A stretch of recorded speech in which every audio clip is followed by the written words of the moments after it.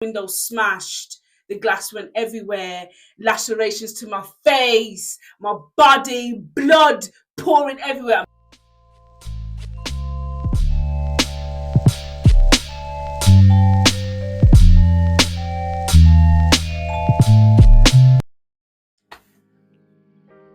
What's happening? What's good? What is life really saying? So it's been a while and I thought I'd just drop in, say how you doing, how's it going. There's been a lot that hasn't been going on and a lot that has been going on. Yes, I took winter time to just do what winter does and what winter needs to do for you. And now spring has sprung. There's more sun, there's more daylight, there's more vitality in life. Is that even the word? And so yeah, big up yourself to my 88 subscribers. I love you guys. And even if you subscribe just because you know me, you'd never watch my videos, it's okay, because Rome wasn't built in a day and life is a marathon, not a race. And all those insert quotes. But what's been going on? What's been happening? So let's bring the trauma, right? Because this is what this world is kind of sometimes built upon. I was on my skates. I had an accident. I was on my skates. I was rolling back down to my house and I put my hands out to stop and I went through the window. The window smashed. The glass went everywhere, lacerations to my face, my body, blood pouring everywhere. I'm so dramatic, but it was a dramatic experience. Obviously, I'm still here to tell the tale. Give thanks to the Most High. It could be completely worse. We could have dead, and this is the truth. I'm healing at the moment. Obviously, I'm going to have permanent scars, but I'm just happy that I'm still here. And what I learned from that, because there's always a lesson and a blessing in everything, is that what came up for me, I was being confronted with fear and love. And fear was going to make me not get back on my skates, not want to be around people because of the scars on my face and being so self-conscious and looking at my self-image and who am I and what am I becoming, and oh my God, hide me. Beauty and the Beast, well, this is my year of being the beast. Whatever. But love offered me the opportunity to get to know myself again, to actually look at some of my traumas that I probably haven't really resolved. It allowed me to show up for myself, and it allowed me to learn this is where love makes sense. Love makes sense all the time, but this is where love makes sense. You're in an adverse situation, you don't know what to do. Lean into the things that you've been working on. Lean into love now because you know it, so lean into it. Don't get pulled back by fear and all of that stuff just because you think that that's gonna save you. No, you know what actually is gonna save you is love. Love is gonna save you. And I'm just reminding myself, I'm a warrior. I'm a warrior in this. It's been difficult. There is still times where I feel emotional, and my dreams reflect that. The trauma comes up in my dreams, but it's a work in progress, so we're just gonna have to work through it. And that's kind of what I've just told myself, because life have to live. I have to live my life, you know what I mean? So I can't just sit down and just be wallowing in self-pity because I'm hurt, emotionally, literally, physically. We have to get up and get going and really break through. Do you know what I mean? Break through, just like I broke through the glass. Okay, moving on. What else has been happening? Oh my gosh, should we talk about it just a little bit? Who the fuck did I marry? We had a 52-part series of who the fuck did I marry, and I wanted to speak on the fact that, not that woman's experience, but what we women do.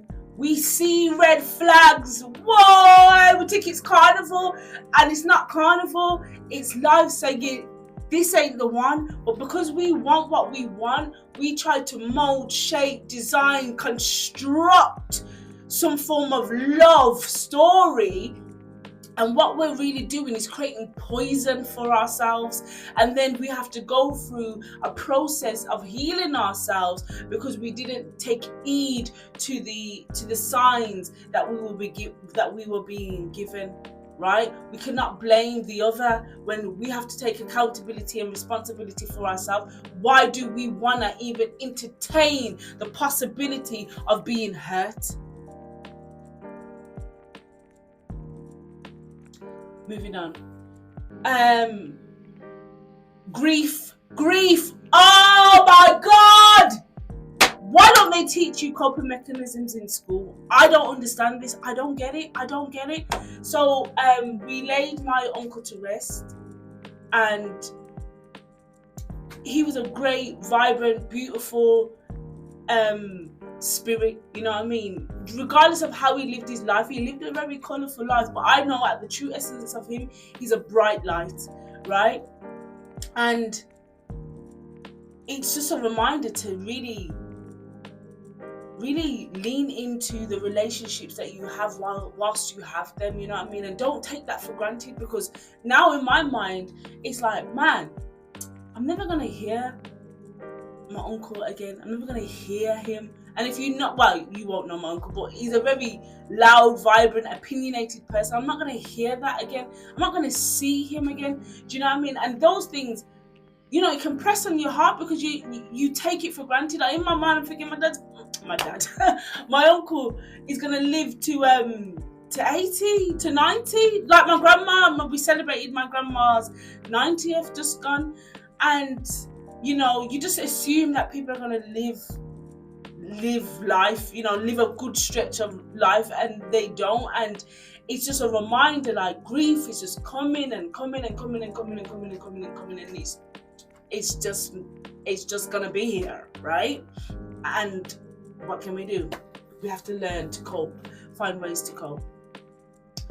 And finally, my final thoughts, I would say, is that don't get tricked out of your position in life. Don't get tricked out of your position. I was at a conference, somebody said this, don't get tricked out of your position in life. Don't trick yourself out of your position. And it made me just realize you have to show up for yourself. You have to be present. You've got to be of service to yourself and others. You've got to live in your true expression of who you are, because at the end of the day, if you're not living in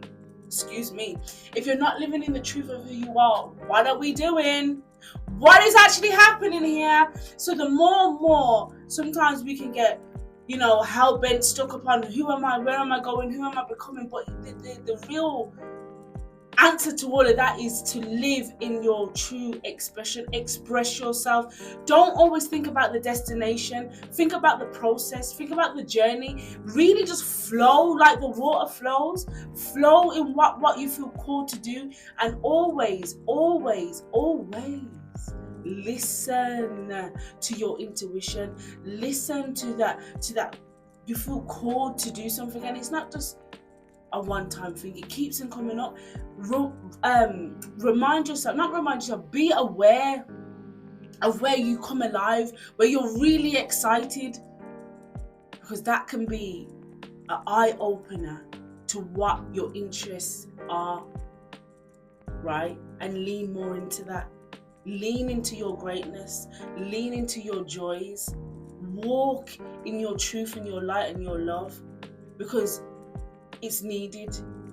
You may not feel it's needed because you're not seeing numbers on your subscription, right? You may not feel it's needed because you haven't got a lot of followers, but work with what you have and where you are, because there's gonna come a time where you're supposed to be and what it needs to be is gonna be that. But if you don't show up for yourself, how are you supposed to know?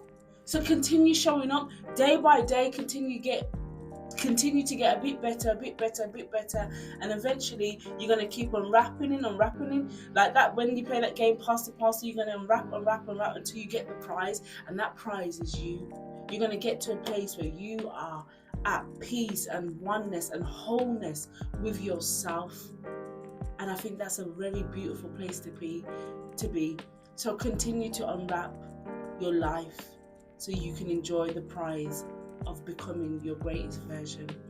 And until next time, Stay divine, stay well, and remember, let love guide you. Peace.